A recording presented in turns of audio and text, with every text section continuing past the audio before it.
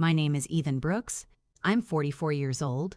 And if you'd asked anyone in my county a year ago who held the most power around here, they would have pointed toward the president of the Oak Ridge Estates HOA without even thinking. They would have been wrong, because it turned out the man who really controlled that neighborhood wasn't the guy with the clipboard, the lawyer, or the board meetings. It was the plumber they couldn't stand looking at. Funny thing is, I never wanted to prove that. They forced me to. I live just outside Franklin Creek, Texas, on a little over 2 acres my grandfather bought back in the early 70s, long before anybody dreamed about building gated communities with fountains, tennis courts, and million-dollar homes. My place isn't fancy. The white paint on the farmhouse has faded into something closer to cream. The porch creaks every time I step onto it, and my gravel driveway has more potholes than I care to count. But it's home. Every fence post has a story. Every oak tree reminds me of someone who's no longer around. My work truck is usually covered in red Texas mud because plumbing isn't exactly the cleanest profession in the world. I've always figured honest work leaves honest dirt. The people behind my back fence didn't seem to agree. Oak Ridge Estates had 54 luxury homes lined up like they came out of the same catalog. Perfect lawns, imported stone mailboxes, luxury SUVs polished every Saturday morning.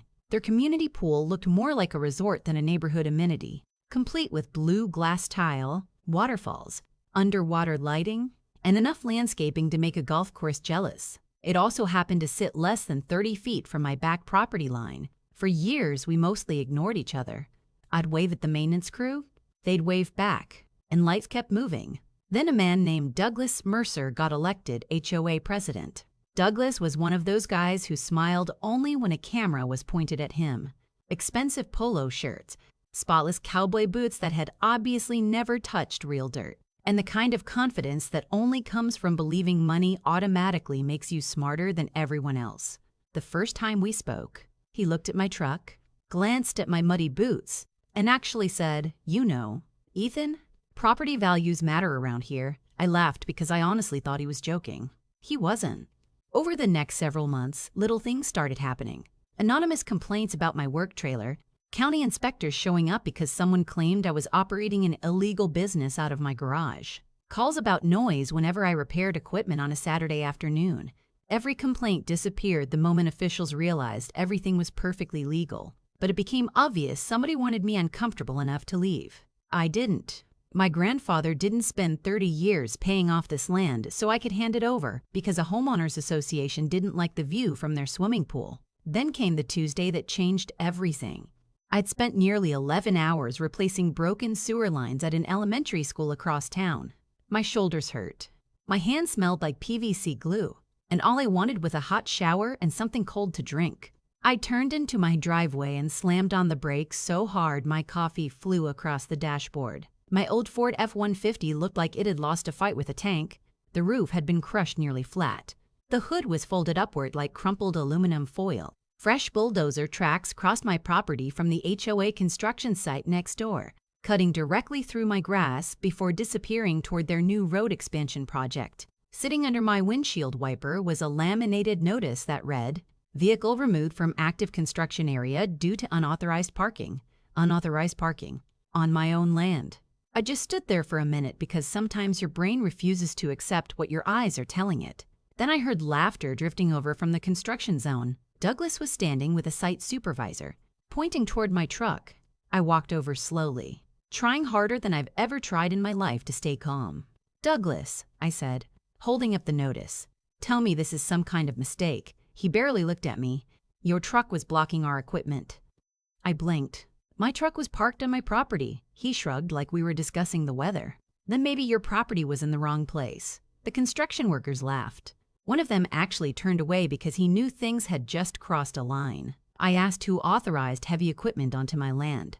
Douglas folded his arms and said, "You should be grateful we didn't charge you for delaying the project. Clean up your junk before someone from code enforcement sees it.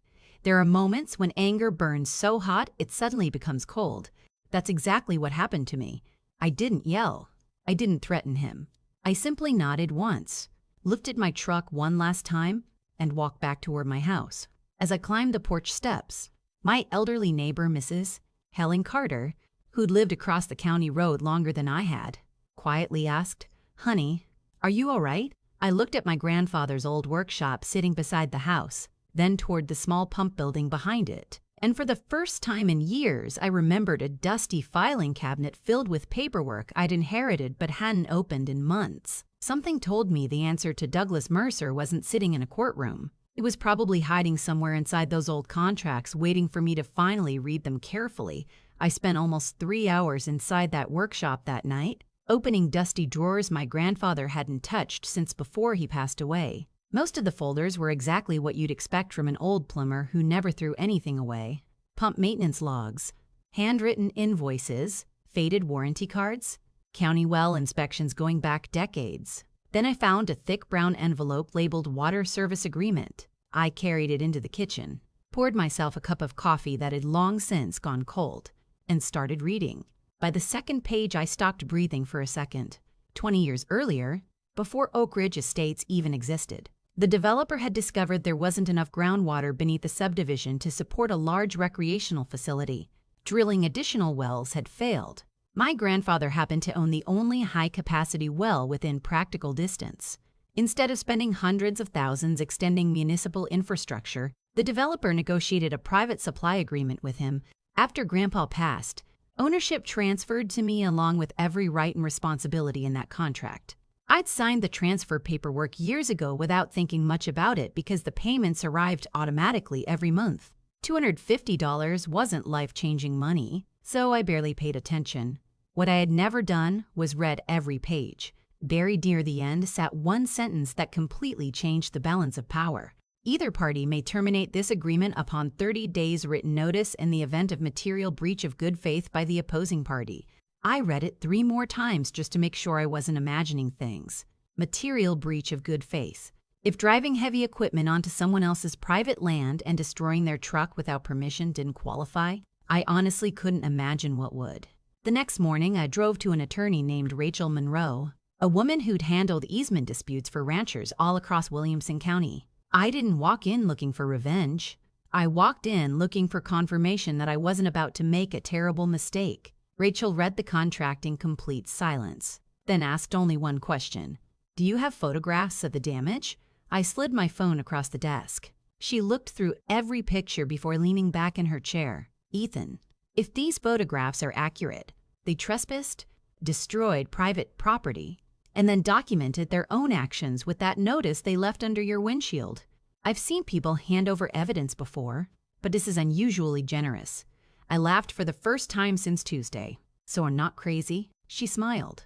"No, but don't do anything emotional. Follow the contract exactly." Those words stayed with me all afternoon. Follow the contract exactly. I typed a formal notice of termination, cited the destruction of private property, included copies of photographs, requested compensation separately, and personally placed the envelope inside Douglas Mercer's mailbox before sunset.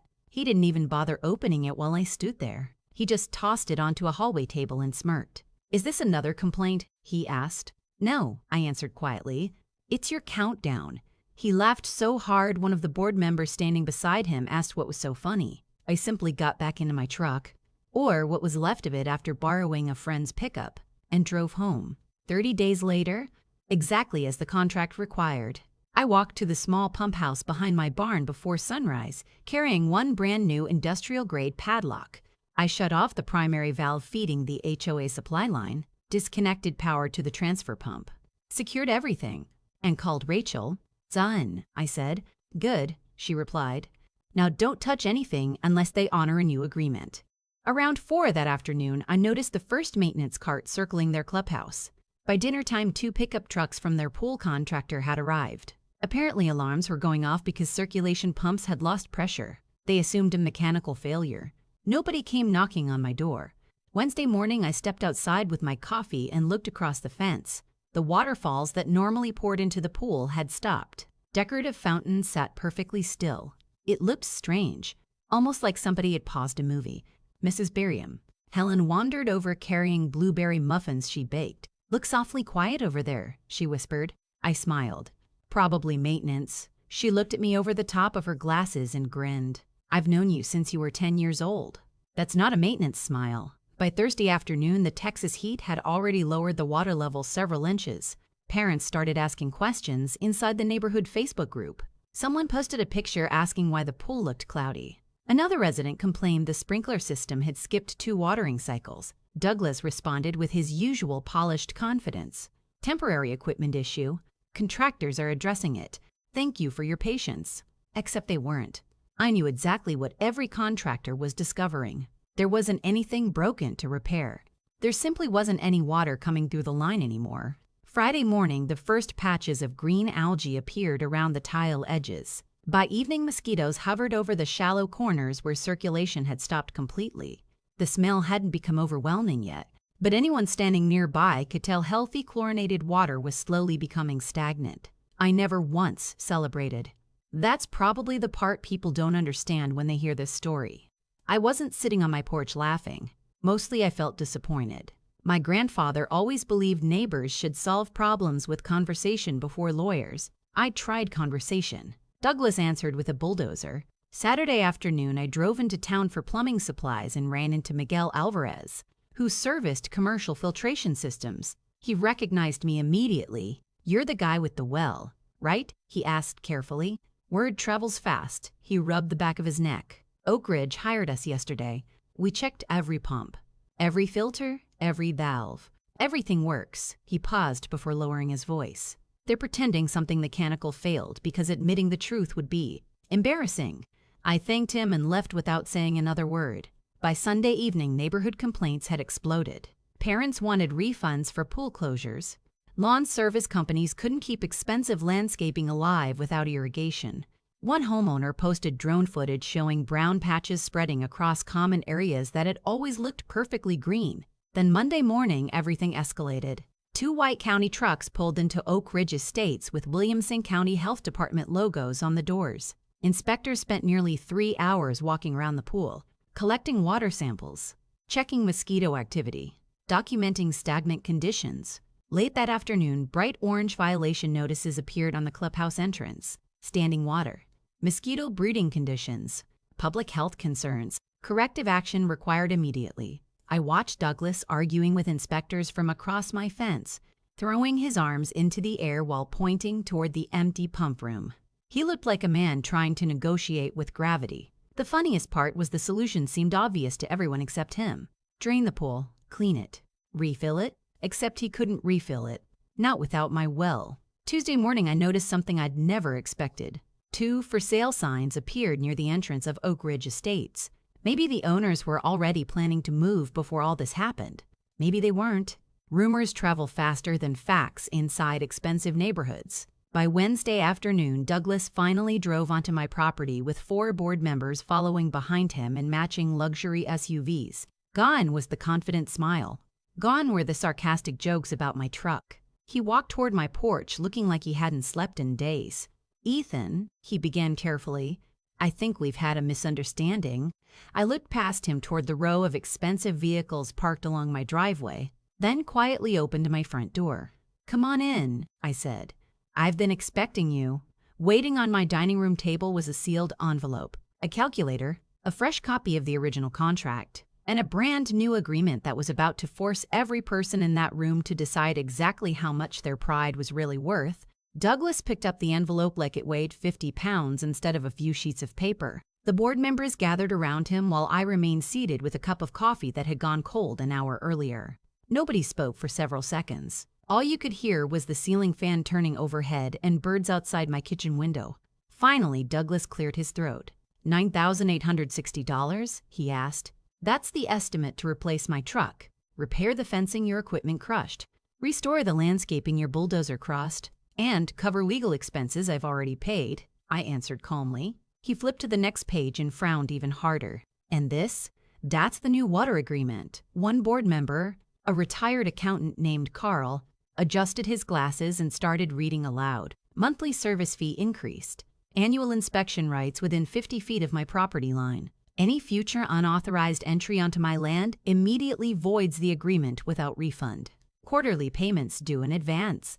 Douglas laughed once, but it wasn't the confident laugh I'd heard beside the construction site. It sounded nervous. "You're trying to hold an entire neighborhood hostage." I shook my head.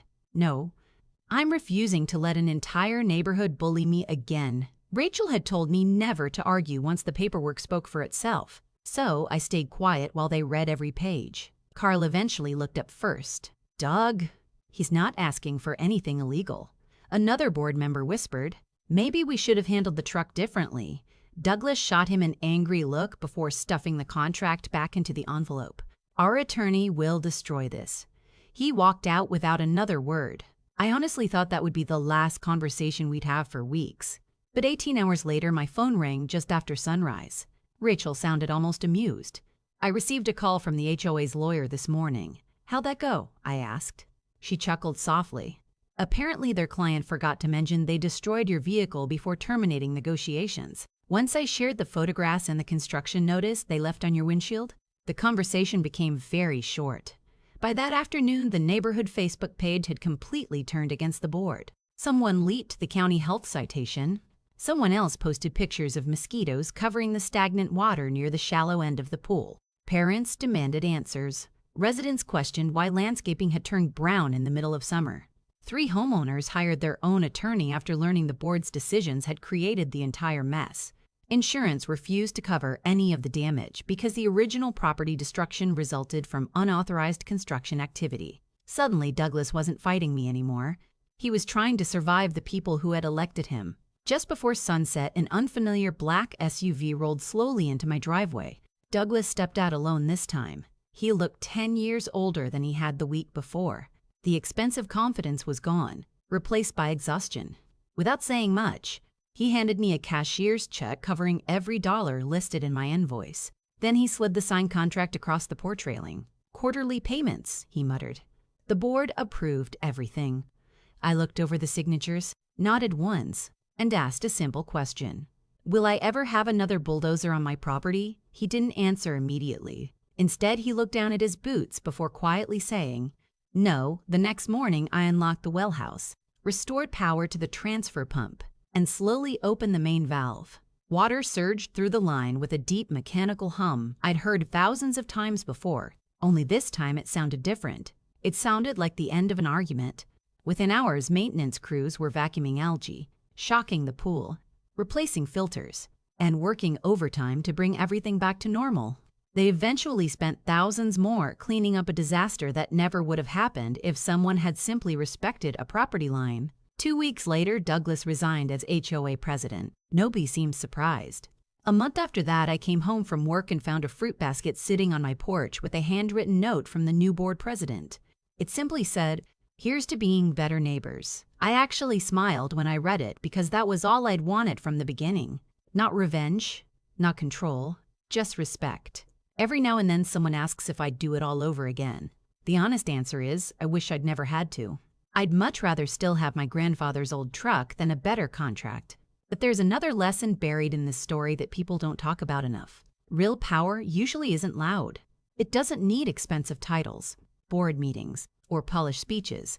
Sometimes real power belongs to the quiet person everyone overlooks, the one who understands the agreement everyone else signed without reading. Douglas thought owning the biggest house made him untouchable. What he forgot was that every neighborhood depends on someone, and eventually the people you look down on may be the very people keeping everything running. So now I'm curious what you think. Did I go too far by shutting off the water after they destroyed my truck? Or did the HOA finally experience the consequences of its own actions? Let me know where you stand in the comments, because stories like this always divide people. And I'd really like to hear which side you'd have taken if you were standing on that porch with us.